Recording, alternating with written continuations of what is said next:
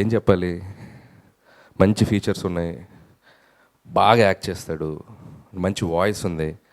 So ఒక హీరోకి కావాల్సిన అన్ని లక్షణాలు ఉండాల్సిన దానికంటే ఎక్కువే ఉన్నాయి. సో అతనికి ఏం కావాలి, only one super duper success. అదొకటి వస్తే చాలు. ఖచ్చితంగా ఈ ఫిబ్రవరి 14th వచ్చేస్తాను అనుకుంటున్నాను. వ్యాలంటైన్స్ డేకి పర్ఫెక్ట్ టైమింగ్లో, పర్ఫెక్ట్ స్లాట్లో, పర్ఫెక్ట్ జోనర్లో వస్తుంది film. So go and enjoy.